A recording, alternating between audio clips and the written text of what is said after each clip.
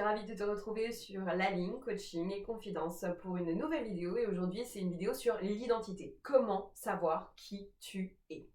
Alors là, nous sommes dans la première partie qui va traiter du fait que c'est pas si simple que ça de savoir qui on est parce qu'il y a plusieurs filtres. Alors on y va, c'est parti. Alors si tu aimes le Roi Lion, tu te rappelles sûrement de cette scène où Mufasa murmure à Simba depuis l'au-delà. Erreur! C'est toi qui as l'esprit embrouillé. Tu ne sais même pas qui tu es. Certes, c'est bien mignon, mais encore faut-il l'avoir déjà su un jour en fait. C'est ça le problème. Parce que savoir qui l'on est, c'est loin d'être une évidence, clairement. Celui qui te dit un jour « je sais parfaitement qui je suis », alors là, celui-là, il se plante complètement. Qui je suis, d'où je viens, où je vais, sont les questions existentielles par excellence. Les plus grandes questions que les plus célèbres philosophes ont traitées depuis des millénaires. Alors tu te doutes bien que si Aristote ou encore Socrate ont eu du mal à disserter sur le sujet, eh bien le pauvre pecno qui se la pète en te balançant ce genre de phrase, eh bien il passe forcément pour un gros bouffon. Qui es-tu? C'est la question que mon psy m'a répétée en boucle une fois à une séance et sur laquelle j'ai complètement bugué. Elle m'a déstabilisée plus que n'importe quelle autre question qu'on m'ait jamais posée. Non pas parce que je suis une blonde à forte poitrine, au QI d'huître et qui comprend rien à ce qu'il lui dit, qui pige que dalle, mais bel et bien parce que c'est une question qui est très loin d'être anodine et qui est beaucoup plus profonde qu'il n'y paraît. Pourtant, vivant de moi-même avec moi-même depuis quand même plus de 20 ans, j'ai été persuadée de connaître la réponse et de savoir parfaitement répondre à ces genres de questions. Sauf que je me suis plantée. Qui es-tu? Facile au premier abord, j'ai donc répondu du tac au tac. Je suis Pascaline Varnet. Non. Si, je suis Pascaline Varnet, je le sais bien, je m'en rappelle, puisque l'on m'a éduquée comme ça et que l'on m'a dit dès ma naissance que je m'appelais Pascaline. Non. Bon là, j'avoue, je pige que dalle à ce qu'il veut me faire dire. C'est-à-dire... Non. Je ne te demande pas de me donner ton identité ni ton état civil. Je répète donc la question. Qui es-tu? Ok, eh bien, je suis une Française, je suis plus précisément une Vosgienne, venue étudier à Paris et ensuite venue travailler en Seine-et-Marne. Non, je ne te demande pas ta nationalité ni tes origines géographiques. Qui es-tu? Putain, il commence vraiment à les casser. Ok, il veut du lourd, je vais lui en donner. Donc, écoute, je suis une femme indépendante, à la fois fragile et sensible, mais également forte. Je suis curieuse, j'aime les arts, les lettres, la beauté. Je suis une enseignante, une ancienne enseignante en reconversion, qui apprend véritablement à aimer un nouveau métier. Je suis quoi d'autre encore? Je sais pas moi, je suis curieuse, courageuse à un brin téméraire, je suis... Je ne te demande ni ton sexe, ni tes qualités, ni ta profession, ni tes envies. Tu es bien plus que tout cela. Je te demande qui tu es. Mais merde, c'est quoi cette question à la con? Et en plus, il articule comme si j'étais une débile mentale, ce gars. Il m'agace à me répéter ça en boucle et je vais péter un boulon, quoi. Donc, et je sais qui es-tu? Je suis moi, je suis moi. Oui, tu es toi. Mais qui est ce toi? Alors à ce moment-là, je me suis résignée. Je me suis résignée parce que je savais pas vraiment qui j'étais. Il avait complètement raison. Et donc je m'en suis remise à lui pour travailler sur moi et découvrir vraiment qui j'étais. Alors j'ai bien bossé, rassurez-vous, même si on va bosser toute sa vie pour savoir qui on est, puisqu'on évolue tout du long. Mais maintenant, c'est à mon tour de t'aider à découvrir qui tu es. C'est ce que je te propose de faire aussi ici. On va déjà laisser le mental de côté, définition. On va également aller au-delà de l'ego, autre définition. Et puis on va explorer ensemble donc ton identité. Tu es bien plus que ce que tu crois. Tu es conditionné dès ta naissance. Et je dis bien dès ta naissance. Et celui qui te dit, un brin rebelle et cynique, ouais non mais de toute façon, moi je suis pas du tout conditionné, je suis en dehors de la société, je suis pas un mouton. Alors celui-là, il est pareil, il a rien compris, il est conditionné comme tous les autres, comme toi, comme moi, dès la naissance. Parce qu'on a plein de filtres pour décrypter notre réalité. Quand on est bébé, on nous en impose au fur et à mesure et on s'en rend pas réellement compte. Et c'est en enlevant tous ces filtres qu'on découvre sa vraie personnalité. Donc, démonstration. Nous sommes conditionnés tout d'abord par notre identité. Je viens de telle ou telle famille, je porte tel ou tel nom dont je suis très fière, ou au contraire, qui me fout vraiment la honte. C'est également par rapport à ton prénom. C'est super important le prénom. Ça a été prouvé scientifiquement que le prénom influence ton identité, ta personnalité. Ça, par exemple, je sais pas, moi, je connais un Max qui a un vrai prénom qui s'appelle Max, hein, donc c'est un diminutif, et donc tout le monde l'appelle Max comme si c'était son pote, alors que ça le saoule, quoi. Il a envie qu'on l'appelle et qu'on le vous voit comme tout le monde, et non pas comme si c'était le beauf du coin, quoi. Il y a également d'autres prénoms qui influencent, enfin tous les prénoms influencent les gens, les profs.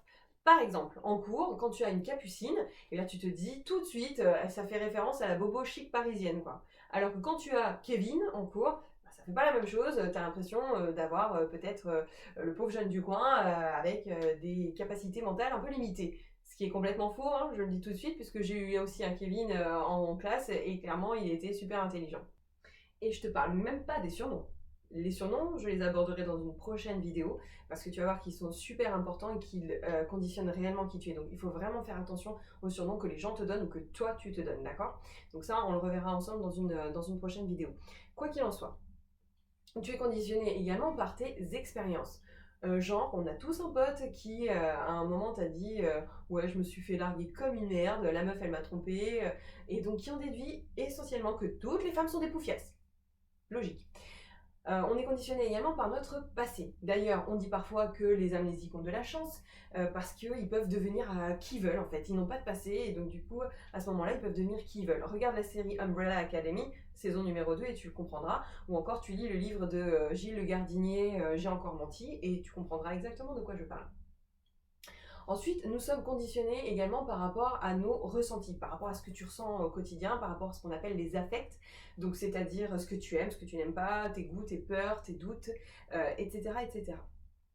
Nous sommes ensuite conditionnés par rapport à nos rencontres, par rapport à nos familles, qui nous ont montré la réalité sous un filtre, le filtre des valeurs qu'elles veulent nous apprendre en fait. Tes parents t'ont dit, par exemple, depuis tout petit, ce qui est bien et ce qui est pas bien. Bien, pas bien.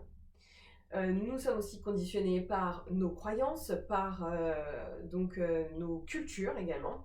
Quand j'enseignais à mes élèves, je faisais d'ailleurs exprès de les choquer, j'adorais faire ça, j'adorais faire exprès de choquer mes élèves en leur racontant des anecdotes sur le voyage, l'autre et l'ailleurs. Le but étant à chaque fois de les sortir justement de leur culture, de ce petit moule étriqué dans lequel ils étaient à chaque fois. Il fallait faire exploser tout ça en éclats. Je vais partager avec toi cette outrancière anecdote croustillante que j'adorais dégainer pour les embêter en fait. Accrochez-vous, âme sensible, s'abstenir s'il vous plaît, hein, et on essaye de comprendre et de ne pas juger. Chose peu aisée, d'accord? Donc, dans un temps reculé, il existait des tribus d'Océanie, donc chez les Asmates, les Papous et autres, qui pratiquaient le cannibalisme. Jusque-là, rien d'extraordinaire. Sauf que certaines allaient plus loin et considéraient, par exemple, que le sperme était à l'origine de la virilité. D'accord? Donner la virilité aux hommes. En conséquence de quoi, eh bien, ils avaient recours à certaines pratiques peu orthodoxes juste avant de partir au combat. Tout le monde s'éclate à la queue leu. Tout le monde se marre à la queue leu. Traduction. Ils se sodomisaient tous les uns derrière les autres avant de combattre, afin de faire le plein de force, être, blindé, gonflé à bloc pour affronter l'ennemi, ok? Voilà, donc déjà ce premier point. Ensuite, ils sont allés un peu plus loin. Certaines tribus pensaient que pour devenir un homme, il fallait donc se faire sodomiser par un de ses potes. Voire même qu'il fallait aller pousser la pratique encore plus loin, qu'il fallait avoir goûté à la semence de son père initiateur, et ce, lors d'une pratique de dégustation bien particulière, avec rapports sexuels buccaux, si vous voyez ce que je veux dire. Oui, je parle bien ici de fellation. Bah ouais, tant qu'à faire, autant aller directement se servir à la source, hein, que voulez-vous. Quoi qu'il en soit, ces pratiques amènent un dégoût assuré dans le rang des ados dès que vous leur racontez. Bah oui, parce qu'ils n'ont pas la même éducation, les mêmes croyances, la même culture que ces fameux aspates ou ces fameux papous. Et c'est ça le truc, c'est qu'en fait, est-ce à dire que nos cultures sont meilleures que les leurs? Ça, c'est un jugement de valeur et je me refuse d'en émettre un, d'accord? Et c'est vraiment pas le sujet. Le sujet, c'est qu'il faut que vous compreniez que la réalité est vue à travers des filtres.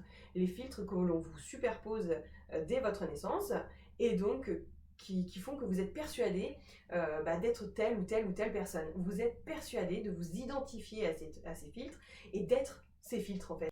Je les récapitule donc. Il y a donc le filtre de la nationalité. Je suis français, italien, ivoirien, je suis vietnamien.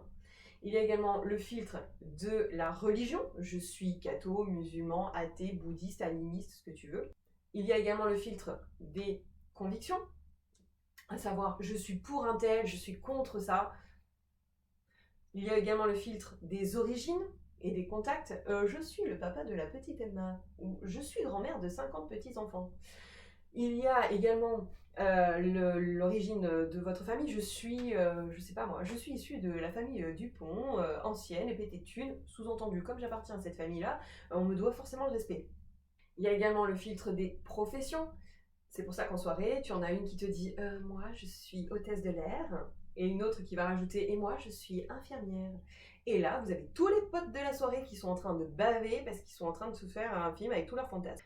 Inversement, on a également les mecs qui te disent « Moi, je suis trader » et « Moi, je suis médecin » ou un médecin. Et encore un autre qui va te dire « Moi, je suis avocat ». Et là, t'as ta mère qui te dit « Écoute bien, ma chérie, c'est un bon parti, d'accord? Tu entends, il est avocat. Et il a 2 cabinets. 2. Voilà, et qui va essayer désespérément de te caser avec. On a tous hein, ce genre de mère, hein, donc voilà, que ce soit fille ou mec, on a déjà tous, on se reconnaît tous dans ce genre de schéma. Alors que toi, tu vas lui ramener un artiste aux cheveux longs qui n'a pas un rond, qui s'en fout des conventions et qui sait même pas épeler le mot bibliothèque sans faire 3 fautes à chaque fois. Alors, stop, d'accord? Je caricature, bien évidemment, mais c'est pour que tu imprimes. Apprends d'abord que tu es bien plus que tout ça, bien plus que tous ces conditionnements. Prends du recul par rapport à tous ces filtres que l'on a imposés, qu'on a surimposés à ta réalité. D'accord? Tu vas en conserver quelques-uns, tu vas en dégager d'autres, et on va faire ensemble tout le chemin là dans la partie 2, mais il faut déjà que tu captes déjà tous ces concepts-là. Ton monde intérieur, il est riche et il est évolutif. C'est-à-dire que tu n'es pas la même personne qu'il y a 10 ans et tu ne seras pas la même personne dans 10 ans. Les gens qui te disent « de toute façon je suis comme ça et je ne changerai pas », bah il y a un souci, d'accord? Parce que de toute façon, on va bouger, on va évoluer. Tu es différent. Et donc, d'ailleurs, c'est une question de philo, mais qui est ce toi qui change, qui évolue et qui pourtant reste le même? Donc ça, je laisse ça au prof de philo. Toi et moi, on part maintenant explorer les faces immergées de ton iceberg, caché au reste du monde et souvent caché même à tes propres yeux. Et donc du coup, c'est une belle aventure que l'on va faire ensemble et qui va te permettre de te découvrir, de t'accueillir, de t'accepter et finalement de t'aimer. Parce que c'est pas si simple de s'aimer.